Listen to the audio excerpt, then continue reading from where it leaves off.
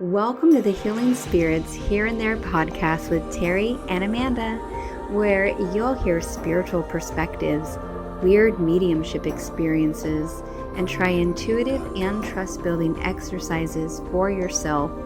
Join us every Friday. Like and subscribe to never miss a show, and let's get started. Good morning. Welcome to Healing Spirits Here and There podcast with Terri and Amanda. Good morning. Today we are going to be talking about mental health. We are not counselors. We are not doctors or psychologists. We are just women living our lives, seeing what's going on, and kind of talking about what we see and what helps us and our suggestions. And we're going to go over some statistics today. Teenagers are having a really hard time, which means a lot of parents are having a really hard time. And it's pretty chaotic and tough out there right now. And so we just kind of want to talk about that today because it's hard. And it's like, what do you do? And to also just point out that if you are the teenager or if you are the parent, you are so not alone. No. It's like a widespread problem. I'm right there with you because I have some clients and it'll come up in readings that somebody in the home is having a problem or they're really depressed or whatever. And there's just no help for them out there, to be honest. These parents that I'm talking to are moving mountains to get their kids into something. But the laws don't, you know what I mean? Let's say you go into a doctor and the parent is sitting there saying, okay, why is my child depressed? Why is my child angry? What can I do? What's my part in it? I mean, Right. They're gung-ho and they're all in it. And the answer is, it's none of your business. They're this age. So it's kind of, if you are lucky to get a counselor, then they're not communicating with the parent to fix the situation or to help the situation. And it's fine if you just hear it once, but when you hear it over and over and over, I'm sitting there going, how come this is so hard? Right? Like they're really kind of trying to cut parents out at a certain age, I think, 13 or something? 13. And making the kids kind of make that decision for themselves of what's going on. Mm-hmm. And kind of taking away the power of the parent in some way.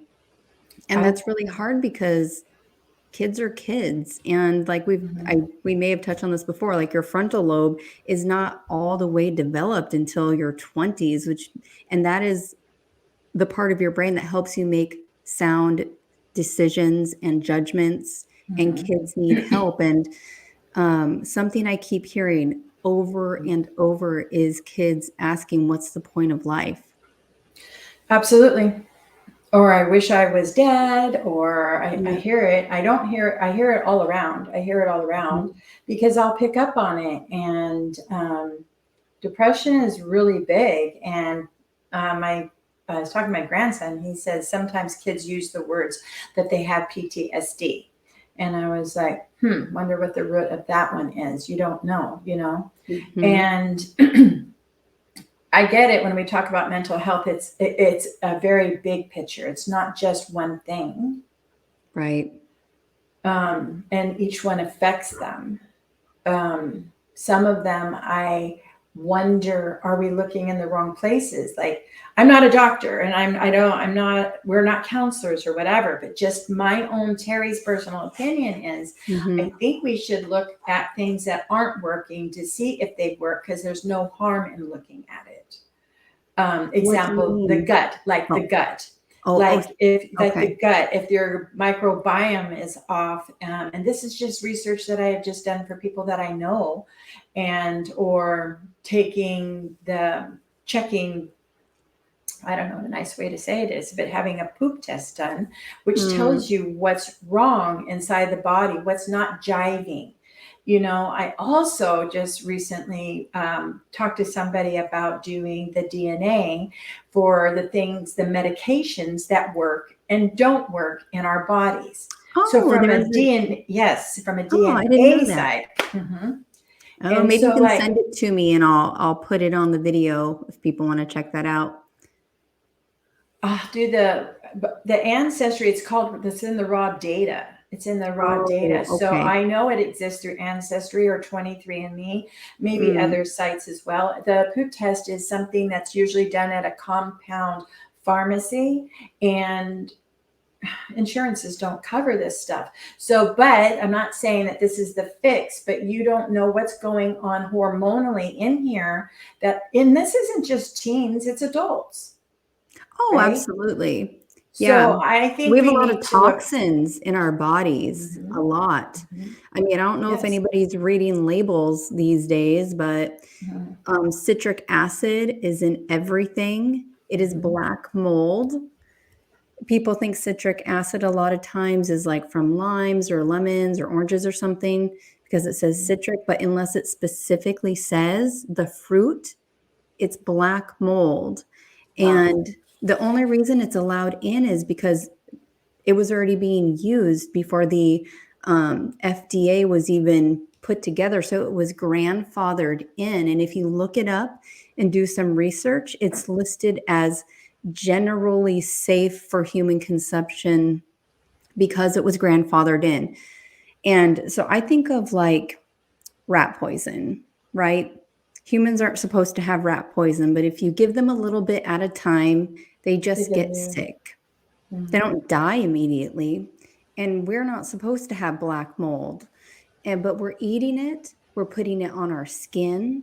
It's in everything. Right. And so, I mean, I think it just deteriorates, the inside of your body, but over time, a little bit over time, and I'm not trying to say that citric acid should be illegal or anything like that. I'm just saying the compound effect, yes, it is probably safe in the one item you have, but when you eat that and then you put on lotion and then you put on stuff on your face and then you're washing your hair and then you have a bath bomb that's filled with the little Mhm. amounts that are safe in each individual item add Mhm. up all through the day, and there's so many, things like that in our food and in our products.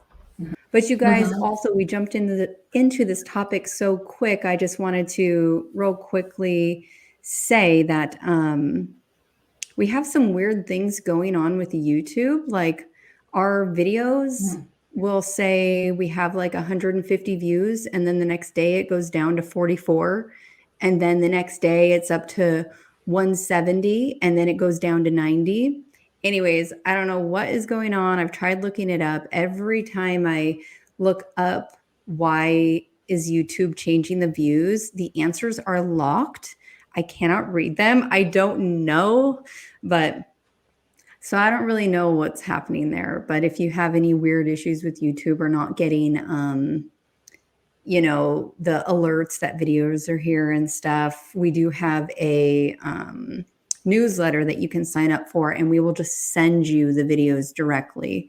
And I will always have that link to sign up in our comment section, or excuse me, the video description.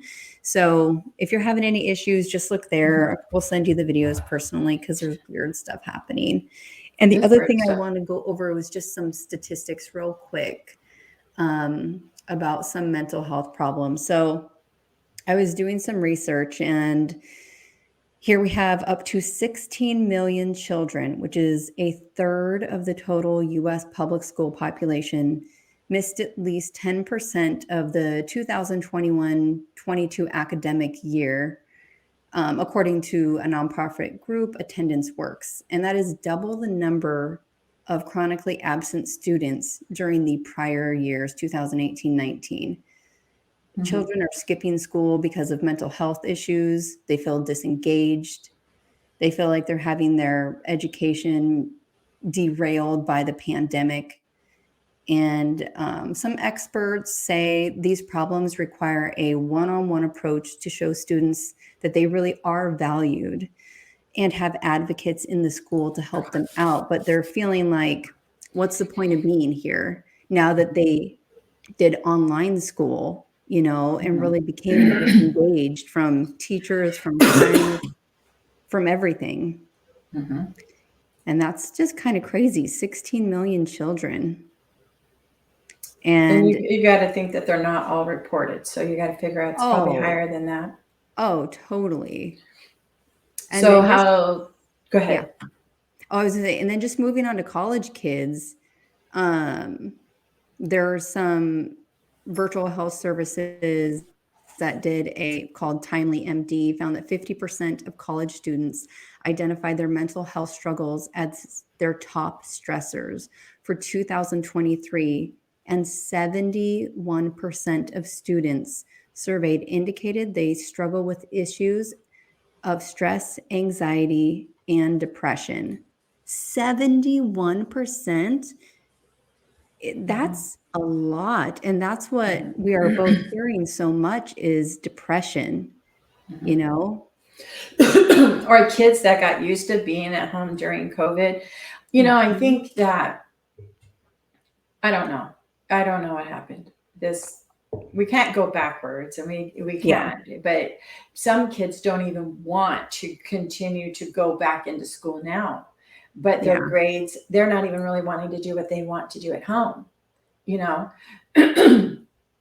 I know somebody very close to me that their child was all into sports, into everything, was the funniest clown in the family. And then COVID happened and they shut down, and the child developed a phobia of sorts, like washing their hands and Oh, wow. not wanting to do X, Y, and Z. And then now they have, maybe dreads in their hair and they won't take a shower or whatever.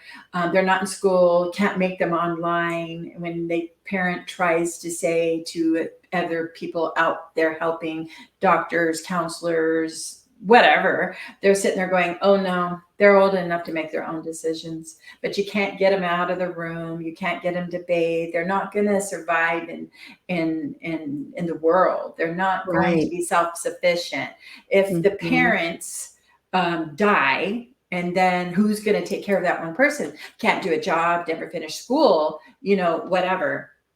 So I Wow. think that and I'm sure that's just one of my extreme ones. And the Mhm. other ones, I'm not dismissing any of the other ones, but that one is to the extreme, to where no one would help. Right. They come in, and if they say I don't want to go, then they don't go. If they don't open the bedroom door, they don't go. Right, and then no one's gonna make them do anything. No, because the parent had no rights. It Right. got wrapped over to the child. Right, and if the parent did anything, then they're gonna get in trouble, like, if they take their door down or something like that, I don't know. Yeah. Things are I just crazy. feel like the system is failing our children. I think the system somehow is failing them. Maybe not all systems. Maybe we haven't found the right system. Let's play safety there. Yeah. But where do these children, or where do these parents get help? Where do they get the power back? And then you see this child acting up or not doing anything, and you think, what's wrong with those parents? Right? Mm. But you have no idea what's going on behind that closed door, and that the parent is struggling as well, to be a single parent, to try to figure out, how am I supposed to keep my job all day, but yet I have to Mm. do X, Y, and Z. It's very overwhelming, and I just wish that people would have more counselors for all these people who need it. Yeah. Yeah, right now, I mean, there's, like, a waiting list to get a counselor, especially for kids. They're, like, maxed, and then you have to hope when you find a counselor that they will work with you as a parent Mhm. and not keep these private conversations with your child that they don't share with you. I Mhm. mean, of course, they do have a right to privacy, but there might be some things that you need to know. They live in your house, you pay for them, Mhm. you take care of them, et Mhm. cetera, et cetera. Um, Mhm. but, social media is really, really affecting the mental health of children, of course, adults, but what I was reading about too is like the earlier they get on social media, the greater the impact on their mental health is. Mhm. Um, Social media is just crazy. And like, just an example, back in the day when we didn't have social media, when we were kids, say we had like a best friend and all of a sudden they didn't want to be our friend anymore. Mhm. Okay, that's sad. We're going to have to deal with that. But we didn't have to see pictures of them online with their new best friends. Or that they bashed that friend on why they didn't want to be friends with them. Right. You had to hear it from people or see it with your own eyes. Now everything is right in front of you. And so for a small child or a teenager, you might have been excluded from your friends' new activities, but you wouldn't have known necessarily about everything that they're doing, like it's being rubbed in your face. And so they're dealing with a lot of emotional stuff. And I mean, that's just one tiny thing that's on social media, right? Mhm. One tiny thing. But I kind of wanted to talk about something I think is so important through the pandemic, through dealing with social media. I think that people are, especially children, really wanting a real connection. You know what I mean? That's why you use social media a lot of times. You're looking for friends, you're looking for someone who understands you. You want to have fun and be happy and find those people to share that with. And social media is a really cheap version of that. You never know who you're going to get on there. It's too easy when you're behind a phone or a computer to be real and authentic. And so I wanted to talk about, it just takes one person to have a solid, trustworthy relationship with that can help you make it through these tough times or whatever. And so there's levels of friendship, levels of relationship. So say level 1 is surface. All you do is talk about today, the weather, the whatever. That's a level 1. It's like, if you were at work and you're talking to a customer, most likely that's going to be, say, a level 1 conversation. Level 2, maybe you keep up with, hey, how was vacation? How are your kids? You're a little bit more in depth. And then there's level 3. This is where you're more personal, intimate. You can be vulnerable. You can cry with this person, share your dreams, your frustrations, whatever. Everybody needs a level 3 friend or family member, whatever. And I think a lot of people are missing level 3. And I think that level 3 person can totally save you. And that's what people are really looking for, at least in my opinion, because I feel like the pandemic and social media has totally broken real connections with people. You look at your phone as a friend, like staring at it, like, oh, do I have a text? Do I have a notification? No, no, no, I'm bored. Oh my gosh, what am I going to do? No one's talking to me. It's kind of crazy. It's an addiction. It truly It is an is. addiction. It is. There go 911. Where's my phone? Mm-hmm. And so think about, take a moment and think about your life. How many level 3 friends do you have? And if you don't have any, don't be sad. Don't worry. There's a ton of people who are probably like, I need a level 3 friend. But what you can do is think about your relationships and friendships now and think if there are any of them that can be made into a level 3. Is there somebody right now that probably is trustworthy enough, that does love you or like you enough to talk to you about what's going on with you? Because it's really good to share. It Right. helps take the load off of you, and you can help that person too. And so just find your level 3 person, at least have one. And I think that can alleviate some of the chaos we're going through. I'm just thinking that that's all true in itself, but some kids just want to be private, or maybe they're not in the position to have that. I Mhm. personally think that children follow suit. So when you talk about the social media, Mhm. then they're depressed. As an example, this sounds really bad in a way, but our grandson doesn't have a cell phone. Mhm. And one day, one of the teachers said, "Well, look it up on your phone." And he goes, "Well, I don't have a cell phone." And the teacher said, "Oh, well, that's unfortunate." And he came home and told me that, "Masha, I need to get a phone because the teacher says it's unfortunate." Mhm. No, you're not. No, you're not. You're not. And then, so I do feel like you're right. Everybody uses it and we're pushing it off. I Mhm. want to, it's like we watch old school things and Mhm. like they're doing things on a chalkboard or a whiteboard, and now we don't even do those anymore because you're all right up in here. I think screen time plays a lot, and I also Yeah. think that when you talk about social media, like you see these kids' stories online that they're depressed and they're this and they're that, and maybe the child isn't, not that child, but maybe the child watching isn't, but says, "Oh, well, I have that sign, I'm depressed too." I would Right. hope Yeah, that it's they would very find their level influential. 3 person in hopefully a sister, a brother, an aunt, an uncle, a grandma, a mom, or a dad. You Mhm. know, as parents, we just really want, on the majority, we want to do what's best for the child at hand, right? Mhm. We don't want to lose that child. We just want to help that child. Oh, absolutely. Right, and it's hard to find it's really hard.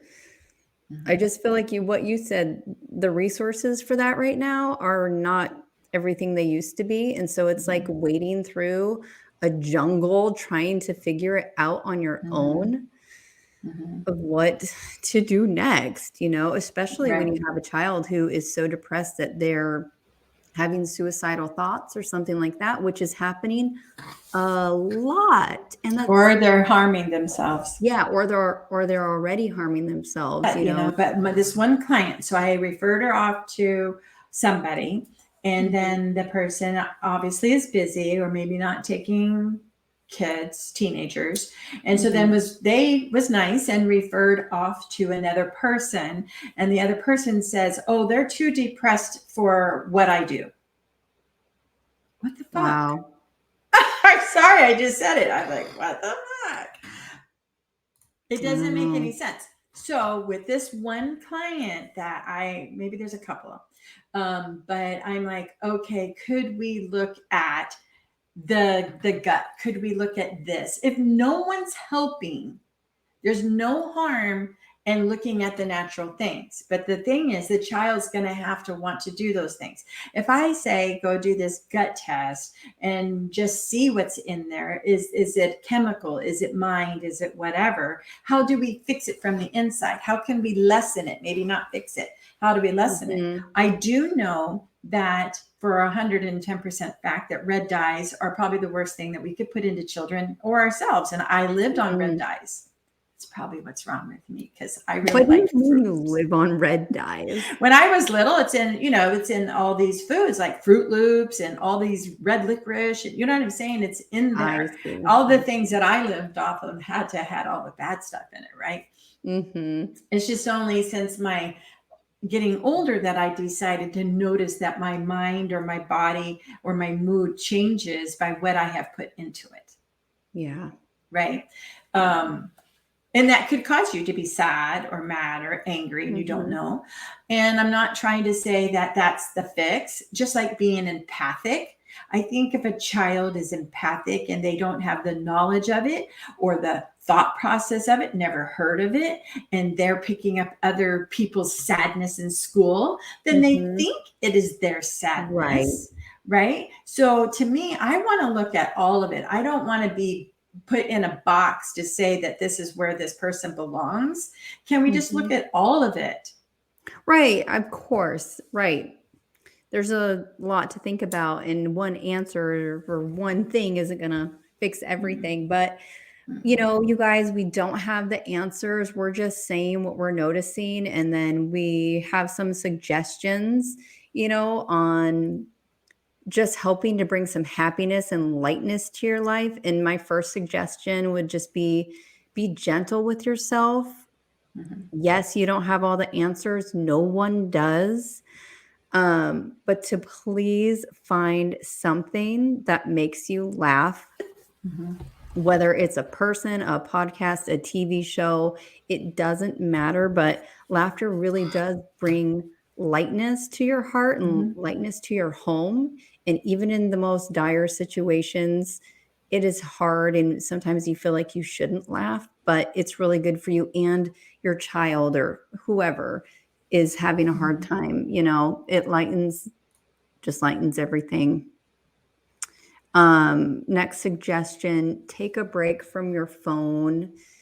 Leave your volume on. So if you get a call, you can hear it, but just try and take a break from that and just be with yourself or just be with your family. And the phone was meant to help us with our lives, not be our lives. And it's really hard to disengage from it at this point, but my gosh, it's killing us. It's killing us.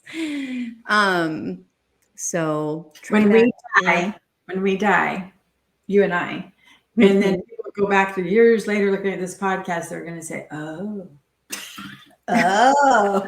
yeah. When we die from using our phone too much, we stop living. Sometimes I feel like that, like I'm not living because I'm using my phone. It's so stupid. And there's so much information coming at us, and too much information will overcome you. It will take you in, you know what I mean? And it's not good for our minds. But and some children actually believe everything that they see on their phones as gospel. Yeah. And that was the last thing I was going to say. If you are religious, if you have a spiritual practice, do it. Do it every day. Make it your number one thing. If you've been out of practice, but you don't know what to do with your kid, you don't know what to do with yourself, whatever the situation is, get back to whatever practice you have to give you some focus on something that makes you feel good and gives you hope. You got to have hope. Right. I think that we should get outside, go for the hike, go swimming, go to the beach, walk your neighborhood. Staying in the house, you have to change it up. I still know some people that, because we learned that we don't all have to be at work, that we could still work from home, well, I don't think I count, because that's just, I work at a studio. But if someone has to work at, say, a department store, but yet what their job is behind the scenes with money, then you could do it from home, or insurance companies or airline people or whatever. Right. You can't do that from home. You can't. No, they can. That's what they can. Because they're just on a phone and they're just making, oh, let me get you to the right person type of thing. Oh, I see what you're saying. Okay. Yeah. So these people are still at home. I think, honestly, when we started podcasting, I was able to, or even FaceTime readings, I was able to stay in my pajama bottoms and just go do my hair and face. But then I felt like it didn't move me through my day. And I felt like I have an escape to go outside, to go to the water. But I thought, this is not okay for me. But when it came to the studio, I was so excited, because now I get up and I get dressed, and now I put my makeup on, and then I'm ready for my day. And all these things start opening up that I could do. I'm ready. That's cool. Right. Yeah. So if you work from home, I would say walk out, get dressed, walk outside of your garage, open the garage door, close the garage door, walk in the front door. I don't care, but make it like it's a day. Go outside and eat your lunch on the front porch. Go walk the block, right? And now those are not about the teens. That's about the adults, right? Right. Because we're working in our bedrooms, sleeping in our bedrooms, and now we're everything's in our bedroom or kitchen or whatever. Wherever your home office area is. And we're not in COVID anymore, but this is what we've learned to do. And that and alone, I feel, can change a person's mood. Yeah. And you know what, Terri, those are great points, because before COVID, I had been working from home for almost 2 years. And so in those 2 years working from home, prior to that, I was very outgoing. I dress up every day. I would prepare the night before and make my lunch. Like, I'm ready to go. I'm a very good worker, like, love my coworker family. And then working at home for 2 years, it's like I felt like I had no friends. I had no reason to get dressed. Um, I really just felt so isolated and by myself. I didn't have, like, that team of people to have fun with during the day and talk to and relate to. And then COVID happened, and then I was pregnant, and I worked for at home still the entire time, and now I'm a stay-at-home mom, so I'm still at home. And I just feel like I am not the same person at all, which is fine. I don't have to be the same, but getting out of the house and having a reason to do my hair or, like you said, just get dressed. Like, Mhm. these are kind of silly things that we just always did that we never thought about when we Mhm. stopped doing them Mhm. that help Right. us feel normal, you Right. know? Yeah. But I had to So mention it because it's not just the kids. And you could look at the yeah, kids too. The kids are on their laptops or they're on their yeah, Chromebooks at home if that's what they're choosing to do. I yeah, don't know. I'm really old fashioned. I swear I'm old fashioned. I just, yeah. Well, I the think we're way, gonna have a revival, Terry. We both have house phones. yeah. And I don't like having my phone right in front of my son's face taking pictures of him. Then he sees Mhm. a phone, he's not even 2. He calls it phone, he knows, and I'm like, "I'm just gonna get a camera where I can upload pictures to my laptop." I'm ready to take this little laptop phone and take it all apart and put it back into the tiny little pieces, so I'm Mhm. not dependent on it for everything. I'm ready, you know? Mhm. Cool. I guess get so upset about this stuff. I'm like, Yeah, what's happening? What is happening here? yeah. I think And we I feel for yeah. every freaking parent trying to scream and shout, get help, and then they reach out to me, and it's not about a reading. It's about Terry. What do you think? Blah blah blah blah blah blah. And I'm like, okay, try Mhm. this. Okay, try that. And let's just say for shits and giggles that I said, well, they're not. Your child's not sleeping. Well, maybe you could research or look into lavender pills at night and Mhm. maybe that'll help them. It also helps people stay calm during the day. I take them. It's fine. Well, Mhm. I'm not a doctor. I said you do the research, look into it. It's an essential oil, that Mhm. is allowed in that dose to take. So to Yeah, me, that's kind of what I'm doing. You know, I right. was very lucky with one client because I felt like there was massive allergies or something, and they were allergic to wheat, which was causing a huge problem in their mood. Mm. But the sugar intake was all the child wanted to eat was, like, example, red Pop Tarts. And I said, Oh, well, okay. you do realize that you just not only gave them wheat, you gave them sugar. There's no nutritional value in it. I know that's what they Yeah. like, but then you added the red dye. So once they took it away, it was actually the child was on the autism side and didn't Mhm. really speak a lot, so they just accommodated, right? They thought I they're see. doing what they trying to make the kid happy. Right. And when they took it away, it was a huge battle, but then the child started talking a little bit more, Ooh, and it wow. was noticeable over a 6 months year thing. And so Mhm. then the person goes full tilt and says, okay, well, let me look at this and look at that. Maybe Right. they all don't work. I'm not saying that depression is not real. I'm not saying that anger is not real. I'm not saying any of that's not real. It is very real. I just hope that since we can't fix them, we could, like you said, give them some tools to look at. Or even talking about it today lets people know that what you said in the beginning, you're not alone. Yeah. You're You're not alone. not. My God. People are having a hard time. Kids are having a hard time. We're Mhm, all dealing with it collectively, I suppose, but mhm, But Terry, I think you have awesome points, and especially because it is hard to get into the doctor right now. It's hard to get to a counselor. So that puts us back in like the research mode. What can I do on the natural side? And so maybe in the long run that'll be a good thing because we're a little bit more educated. We know a little bit more about what we can do. And, back in the olden days, that's what they had to do more too, is kind of figure it out and live off herbs and different things like that. We just don't have that knowledge anymore. And so, I don't know. I don't like change. I've never liked change. I get change is good, but some change is good, but then you go high and left and high and right, or high and something, high and something, high and something. And then I sit back and go, oh my God, I could see this being an issue down the line. Not because I have experience in it, because I don't think I have experienced all the way up until X, Y, and Z, but psychically or reading wise, it all seems to come through. Yeah. Well, good luck to everybody out there. We're sorry if you're suffering with depression or your kids or any serious issues. Terri and I both know what it's like to go through some serious issues. So you're not alone. And we're happy to get back to have a show with you this month. And we hope you're enjoying your summer. And I think that about wraps it up, unless there's anything you want to say.